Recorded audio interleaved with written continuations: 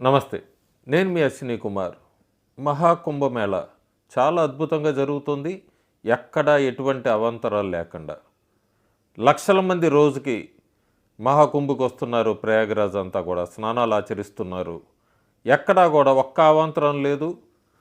మంచినీటి విషయంలో కానీ, లేదా టాయిలెట్స్ బాత్రూమ్ల విషయంలో, ట్రాన్స్పోర్ట్ విషయంలో కూడా, అక్కడ ఆహారానికి సంబంధించి, పానీయాలకు సంబంధించి, భద్రతకి సంబంధించి అద్భుతంగా అని చెప్తున్నారు. భారతదేశంలో ఇదొక చాలా గొప్పగా చెప్పచ్చు ఈసారి. ఎందుకంటే ఈ 40 రోజులు జరిగే దానిలో 11 కోట్ల మంది పైన సందర్శిస్తారని తెలుస్తుంది మనకి. ఒక 2-3 చిన్న సంఘటనలు జరిగినాయి. గ్యాస్ సిలిండర్లు పేలినాయి.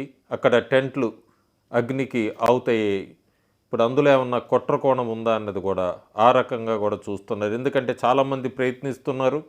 భారతదేశమే కాకుండా విదేశీ శక్తులు కొన్ని ఏదైనా ఒక ఇన్సిడెంట్ క్రియేట్ చేయాలి, ఒక డిఫేమ్ చేయాలి ఈ పెద్ద హిందువులకు సంబంధించింది అన్నదైతే ప్రస్తుతానికి వార్తలు అందుతున్నాయి. ఇన్వెస్టిగేషన్స్ కూడా జరుగుతోంది. ముఖ్యంగా మొన్న సిలిండర్లు బ్లాస్ట్ జరిగి టెంట్లు అగ్నికి ఆగుతైనప్పుడు అదృష్టం కొద్దీ ఎవరు కూడా ఎక్కడ ప్రమాదానికి ఎవరు గురి కాలేదు. కేవలం 3 నిమిషాల్లో ఆ స్పాట్కి ఫైర్ వ్యాన్స్ వచ్చినాయి. 5 నిమిషాల్లో మొత్తం డాక్టర్స్ అంతా వచ్చారు. 10 నిమిషాల్లో ముఖ్యమంత్రి యోగి ఆదిత్యనాథ్ సంఘటనా స్థలానికి చేరుకున్నారు.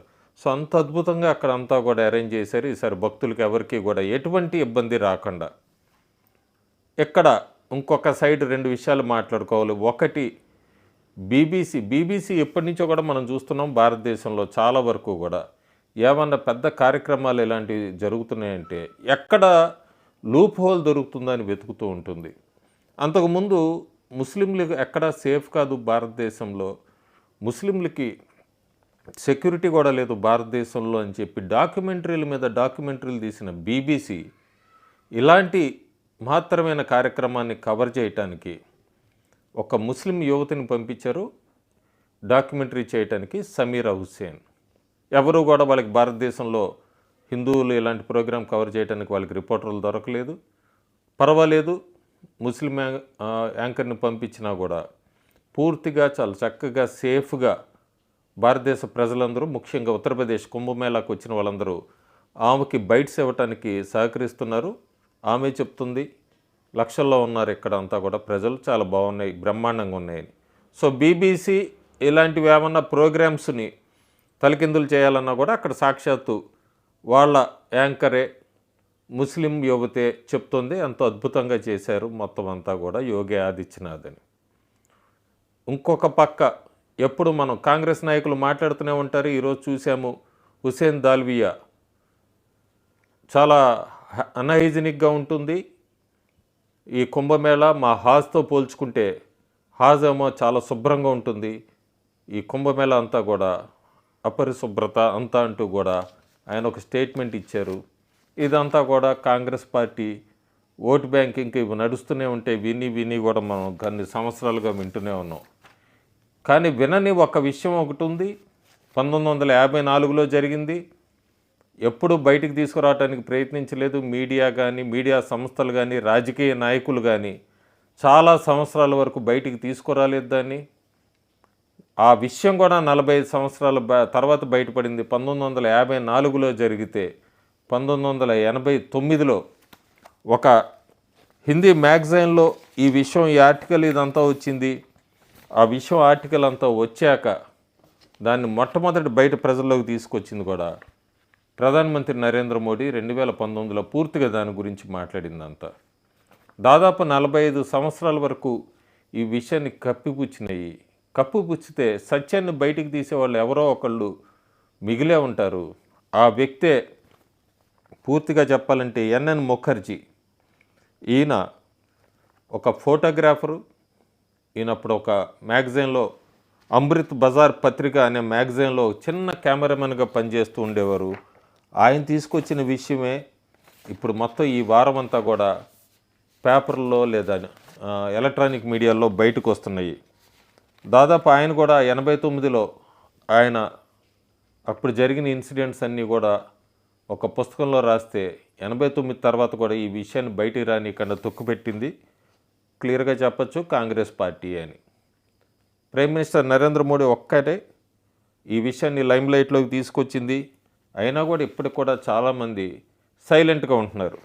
సైలెంట్గా ఉంటే ఉన్నారు. అసలు అప్పుడు ఏం జరిగింది? 1954 ఫిబ్రవరి 3వ తారీఖు, ఫిబ్రవరి 3, 1954 మౌని అమావాస్య, కుంభమేళ.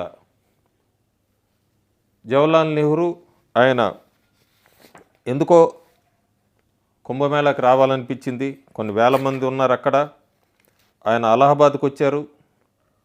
అలహాబాద్కి వచ్చి ఆనంద్ భవన్కి వచ్చారు. ఆనంద్ భవన్ తర్వాత కుంభమేళాలో డిప్పు తీసుకుందామని చెప్పి ఆయన కూడా బయలుదేరినప్పుడు ఒక హృదయ విదారకరమైన సంఘటన జరిగింది. స్టాంపేడ్, తొక్కిసలాట.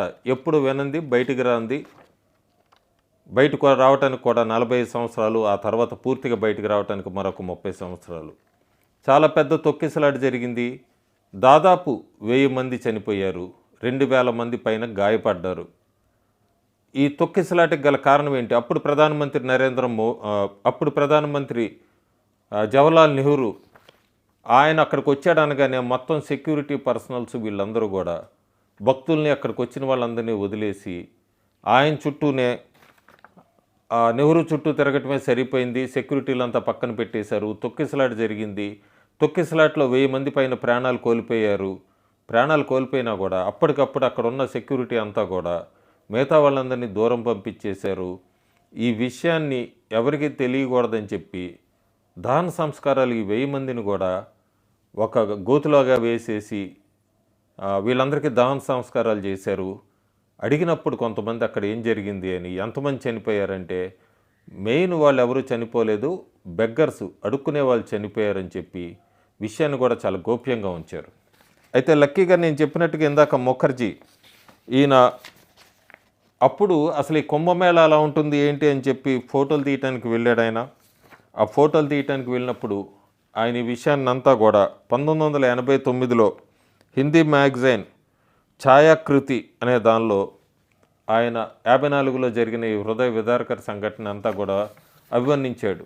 ఆయన చెప్పాడు, నేను వెళ్ళాను అక్కడికి, కుంభమేళా కవర్ చేయడానికి వెళ్ళాను. నెహ్రూ వస్తున్నాడు అనగానే ఆనంద్ భవన్ దగ్గరికి ఆయన ప్రాపకం పొందటానికి ఇక్కడ వాళ్ళందరూ కూడా, అక్కడ సెక్యూరిటీ వాళ్ళందరూ కూడా అక్కడ పరిగెట్టారు. ఆ సెక్యూరిటీ వాళ్ళంతా వెళ్ళినప్పుడు ఎక్కడ భక్తుల్లో ఈ కోలాహలం, తొక్కిసలాట మొదలైంది. 1000 మంది పైన చనిపోయారు. నేను ఆ తొక్కిసలాట దగ్గరికి వెళ్ళి ఫోటోలు తీయడానికి ప్రయత్నిస్తున్నప్పుడు కొంతమంది చిన్నపిల్లలు, 3-4 నెలల పసిపిల్లలు కూడా ఉన్నారు, వృద్ధులు ఉన్నారు, మహిళలు ఉన్నారు, కొంతమంది చాలామంది మీద బంగారు ఆభరణాలు కూడా ఉన్నాయి. వీళ్ళంతా అప్పుడు అఫీషియల్స్ చెప్పినట్టుగా వాళ్ళంతా బెగ్గర్స్ కాదు, అడుక్కునేవారు కాదు, వాళ్ళంతా కూడా సాంప్రదాయ కుటుంబాల నుంచి వచ్చిన వాళ్ళే. కానీ గవర్నమెంట్ అఫీషియల్స్ ఎక్కడా కూడా మమ్మల్ని బయటికి చెప్పనివ్వలేదు. ఈ విషయము రహస్యంగానే ఉంచారు. నేను ఇన్సిడెంట్ జరిగిన 2వ రోజు కూడా మళ్ళీ వెళ్ళాను, నన్ను అక్కడికి రానివ్వలేదు. నేను ఒక విలేజర్ కింద, నేను ఒక గ్రామీణ వ్యక్తి కింద, నా వయసు 41 అప్పుడు ఇది జరిగినప్పుడు నేను ఒక గ్రామీణ యువకుడి కింద మార్చుకొని గెటప్, చిన్న కెమెరా లోపల పెట్టుకొని ఫోటోలు తీశాను.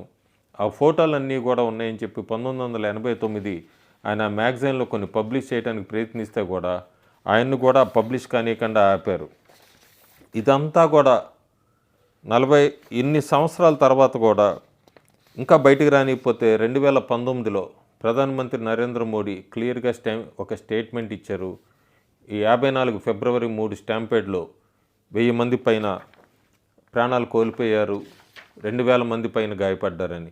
సో అప్పుడున్న ప్రభుత్వాలంతా కూడా ఇలాంటి విషయాలు బయటికి రానియకుండా బెగ్గర్స్ అని చెప్పటము, 1000 మంది తొక్కిసలాటలో మరణించి, ఇంతవరకు అతి పెద్ద తొక్కిసలాట అని చెప్పచ్చు భారతదేశంలో జరిగింది కుంభమేళాలో కేవలం అప్పుడున్న ప్రధానమంత్రి జవహర్లాల్ నెహ్రూ ఆయన రావటము, ఆయన వల్ల ఈ కారణం అంతా దీన్ని అంతా తొక్కిపెట్టింది 89 దాకా పార్టీ, కాంగ్రెస్ పార్టీ. 89లో కూడా చాలా ధైర్యంగా ముఖర్జీ ఆయన ఒక మ్యాగజైన్లో మొత్తం ఇవ్వటం, ఫొటోస్ పబ్లిష్ చేయడానికి ప్రయత్నిస్తే కూడా అప్పుడు గవర్నమెంట్ అఫీషియల్స్ ఆయనకు వార్నింగ్ ఇవ్వటం, ఇదంతా కూడా అప్పటికి తొక్కు పెడితే కూడా 2019లో దీన్ని మోడీ బయటికి తీసుకొని వచ్చారు. ఇప్పుడు ఉత్తరప్రదేశ్లో యోగి ఆదిత్యనాథ్ చేస్తున్న వీటన్నిటికీ కూడా చాలామంది ఎన్ని లక్షల మంది వస్తున్నారు, ఎక్కడ ఏం తొక్కిసలాట జరగట్లేదు, ఎవరు కూడా కంప్లైంట్ ఇవ్వట్లేదు అన్నదైతే ఒక కోణంలో ప్రతిపక్షాలకి బాగా ఉన్నట్టుంది. అందుకే అఖిలేష్ యాదవ్ కూడా యోగీజీని విమర్శిస్తూ మాట్లాడాడు. ఆయన మర్చిపోతున్నాడు 2013లో ఆయన ముఖ్యమంత్రిగా ఉన్నప్పుడు దాదాపు 40 మంది పైన ప్రాణాలు కోల్పోయారు, స్టాంపేడ్ జరిగి, తొక్కిసలాట జరిగి మహాకుంభ్లో. ప్రస్తుతానికి ఇప్పుడు కూడా చాలామంది ఎదురు చూస్తున్నారు అలాంటి అన్వాంటెడ్ ఇన్సిడెంట్స్ ఏమైనా జరుగుతాయేమో, దురదృష్ట ఘటనల్ని ప్రభుత్వం మీద వేలెత్తి చూపించడానికి. కాకపోతే మళ్ళీ చెప్పినట్టుగా చరిత్రలో చాలా సత్యాలు బయటికి రానియకుండా తొక్కి పెట్టారు ఇన్ని సంవత్సరాలు. లక్కీగా ఇప్పుడు ఒక్కొక్కటి బయటకు వస్తున్నాయి. అప్పుడు జరిగిన సంఘటనలు ఇంకా చూసిన వాళ్ళు, బ్రతుకున్న వాళ్ళంతా కూడా ఇప్పుడు నోరు విప్పుతున్నారు ధైర్యంగా.